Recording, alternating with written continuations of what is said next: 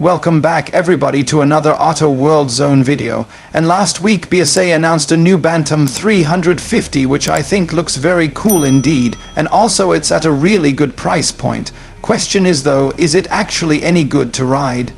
Well, fortunately Tim went on the press launch to find out, and so in this video we'll go through all of the details, all the good and bad.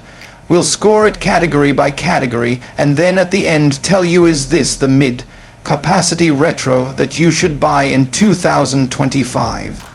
Now mate, I think we have to kick off with the price, which no text really is very good. So let's have a little look at how it compares to some of the competition at $499 on the road. It's going to be hard to beat. Although that is just an introductory offer, they say. Is that right? Yes, yeah. Did they say how long that will run for? They didn't. But yeah, so your guess is as good as mine, but that is a really good price to start with. Yeah, it's less than the Royal Enfield Hunter 350, which I think you would say was previously one of the best value for money mid to small capacity Retro S. That comes in at $899, and it's less than the Honda GB350, which is very comparable to both those bikes. A big seller this year, and that one comes in at $999. You could also consider the Triumph Speed 400 to be somewhat in the same ballpark, but it is, I think, as we go through this video, you'll find out more performance-orientated, a bit better spec, and so it's in a bit of a different price bracket as well at $5,245 for the cheapest one. I think you pay 100 quid more if you want a decent paint job. Great value for money. I think it's fair to say not much to add there. And I do like that they've built it as an introductory offer, because some manufacturers price their bikes lower at launch and then sneakily put the price up later, and they sort of make out in the first instance that it's actually the RRP. So I like that BSA have been sort of transparent here, let's say. So with that very important piece of no text context in mind, let's talk about the engine, which is a 350 single. In fact, I think it's a 334cc single, and it's liquid cooled. It's not particularly new, I should say. It's a new bike. But actually BSA are owned by Classic Legends, who are owned, I guess, by Mahindra, and they also license the Jawa brand and make bikes for them in India. And they also produce bikes under the Gixxer brand. These are names that were not particularly familiar to you when I started rifling them off earlier. But yeah, if you look at some of the bikes on the YZI website, on the Jawa website as well, you'll see similar engine cases, similar specs.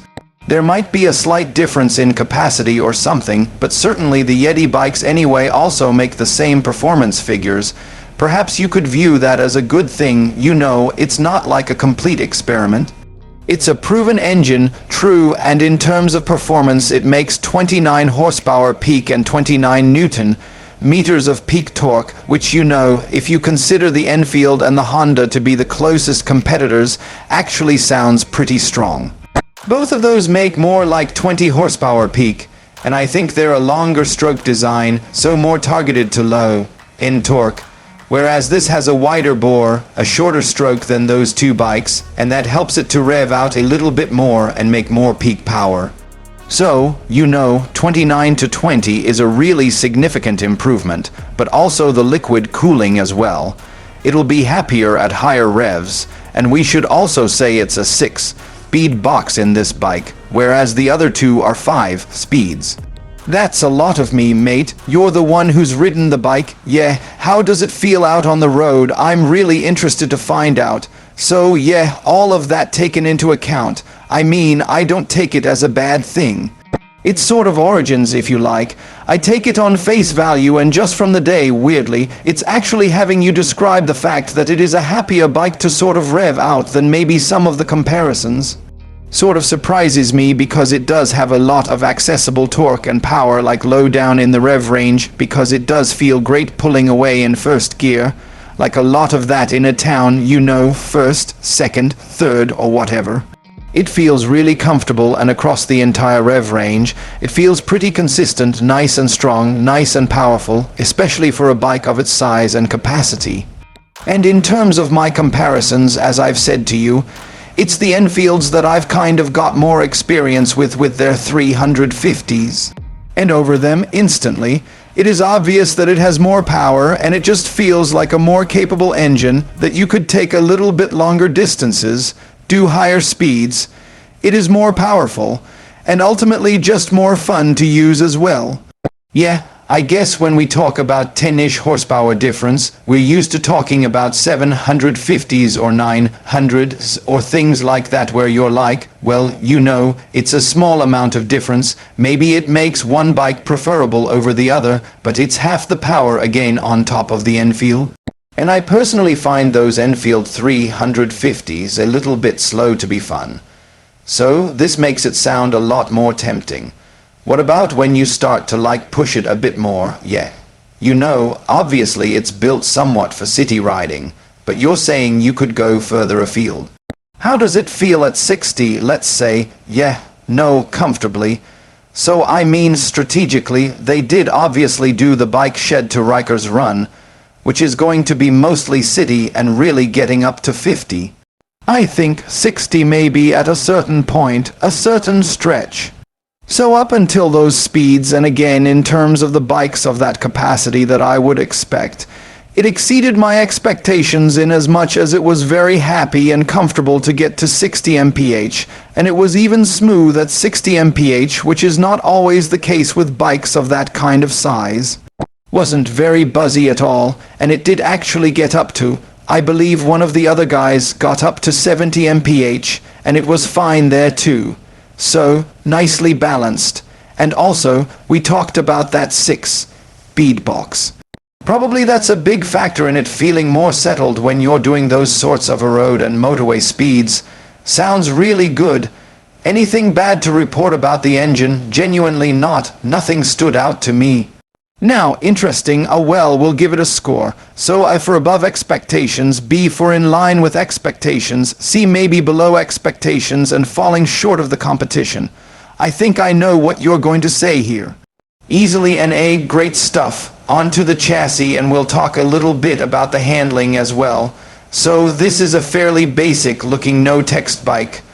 Probably some of this is inherited from their other models as well under the Classic Legends group. Ah, but yeah, it's a steel frame twin shocks, so it gives it that traditional aesthetic. No adjustability on the suspension. You've got a simple right way up fork apart from preload on the shocks. You've got a single disc up front, a 2-piston caliper on a 320mm disc, dual channel ABS, and the weight it comes in at 185 kg curb, which is a little more than the competition. So the Hunter's 181, the Honda's 178. The Triumph, if you do consider that a competitor, is really quite light at 170 kg, but I will still say, especially considering that price point, 185 kg seems very manageable and acceptable. So how did it feel in terms of the city riding, because that's where you started off? Yeah, so it felt really composed. It felt very maneuverable and flickable and really quite stable. Obviously, you're doing kind of 20, 30 mph, maybe 40 in certain sections. And there was a bit, you know, roundabouts and stuff like that where it's actually really fun to just chuck it into the corner, and it gave a lot of feedback. I knew exactly what it was doing underneath me, and it just felt instantly comfortable. So, not, you know, with these budget-friendly bikes, they can tend to feel a bit wallowy sometimes or squishy on the suspension, but that wasn't really what you experienced. No, I'd say it was a little on the stiffer side, but not uncomfortably stiff. Just like I say, it gave a lot of feedback and knew exactly what it was doing.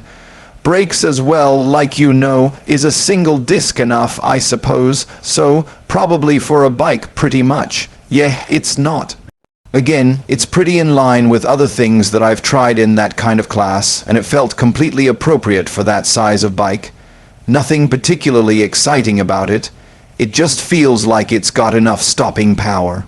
Fair play. Anything bad on this sort of category? Anything that stood out as a negative? Nothing. Yeah, nothing really stands out to me as a negative on that one. It was pretty neutral, I would say. Score A, B, or C.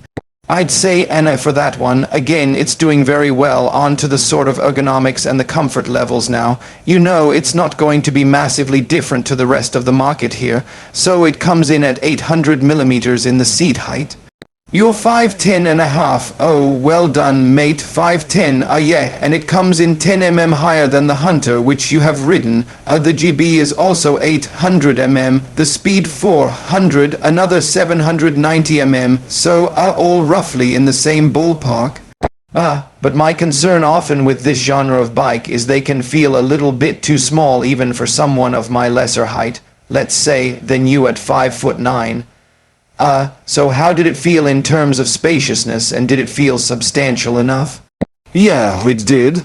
Substantial is a really good word to use in that circumstance because there's obviously a lot of different riders on the day, and I would say it kind of meets as close as you can get to that kind of Goldilocks zone of smaller riders, or bikers who are kind of intimidated by taller bikes are going to feel very comfortable on this thing, and taller riders are not going to feel too cramped on it cause it's got enough sort of comfort from seat to bars. And it is tall enough that you can kind of just flat foot and not feel like you're crouching and all your knees are by your ears kind of thing.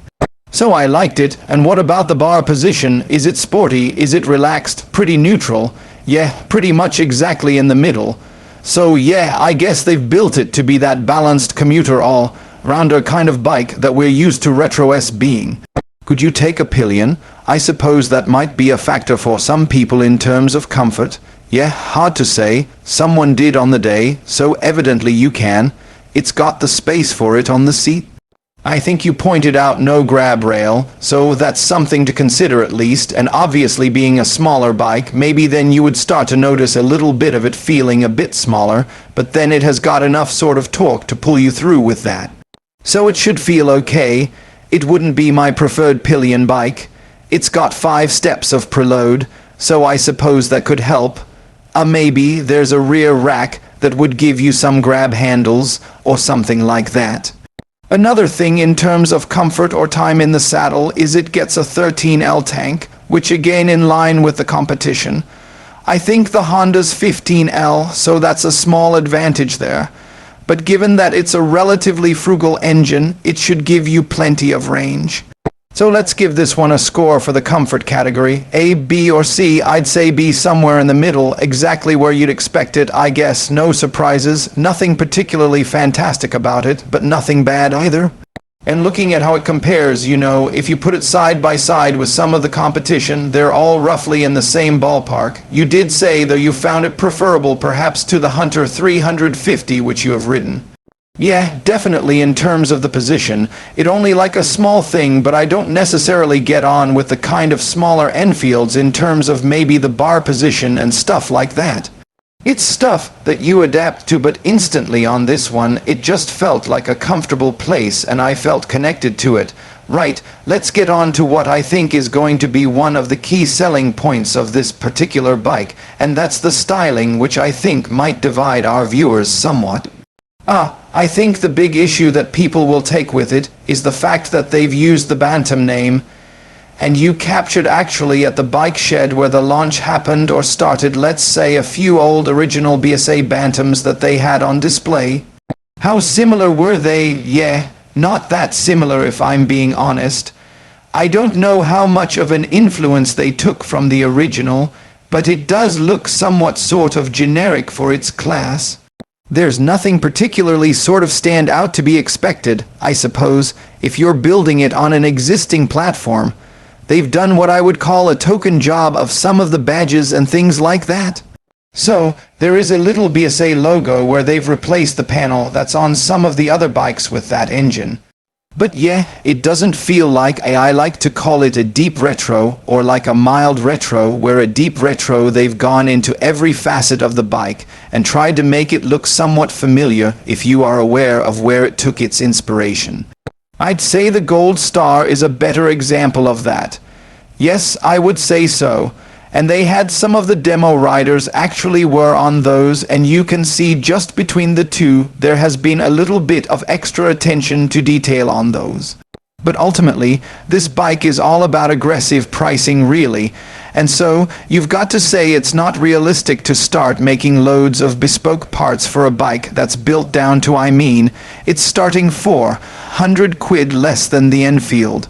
And Enfields are already pretty affordable. I think what we should do here is park that, right? Because you can see why they've used the Banttom name.